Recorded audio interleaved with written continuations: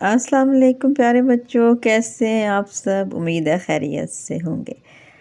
اچھا جی، چلیں آج ایک نظم پڑھتے ہیں، اور نظم کا نام ہے پڑھ لو فرفر۔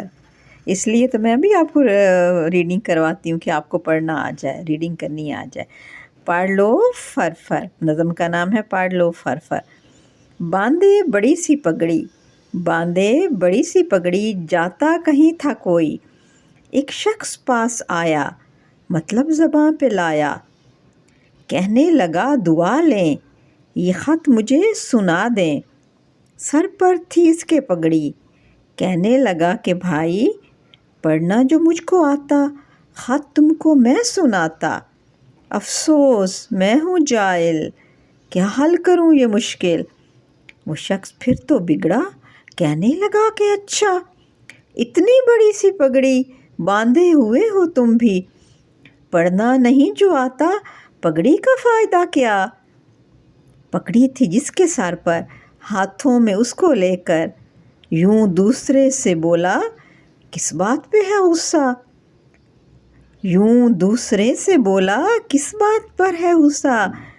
پگڑی سے میری بھائی ممکن ہے گر پڑھائی، پگڑی سے میرے بھائی ممکن ہے گر پڑھائی، تم اس کو رکھ لو سر پر اور خود ہی پڑھ لو فرفر۔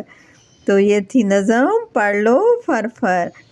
تو آپ کو کیا سمجھ آئی کہ ایک شخص دوسرے شخص کے پاس گیا اور اس سے کہا کہ مجھے یہ خط پڑھ کر سنا دو، اور وہ جو شخص تھا جس کے پاس گیا، اس شخص نے پگڑی پہنی ہوئی تھی، اور پگڑی والے شخص نے کہا مجھے تو خط پڑھنا نہیں آتا، میں کیسے تمہیں پڑھ کے سناؤں۔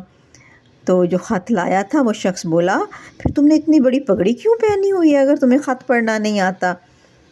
تو پگڑی والے شخص نے ایسا کیا، اپنی پگڑی اتار کر اس کے سر پر رکھ دی، اور اس سے کہا غصہ مت کرو، یہ پگڑی اب میں نے تمہارے سر پر رکھ دی ہے، اگر پگڑی سر پر رکھنے سے پڑھنا آ جاتا تو اب تم خط خود پڑھ لو، اب پگڑی میں نے تمہارے سر پر رکھ دی ہے۔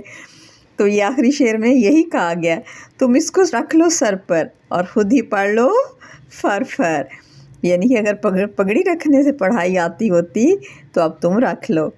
کہنے کا مقصد یہ ہے کہ کوئی اگر جاہل شخص جو ہے، اگر اس نے پگڑی پہنی، اس کا مطلب یہ نہیں ہے کہ وہ پڑھا لکھا ہے، لباس تو کوئی بھی شخص کسی قسم کا پہن سکتا ہے، ٹھیک ہے۔ تو یہ تھی ہماری نظم، اور اس میں سے ہم آواز الفاظ دیکھ لیں۔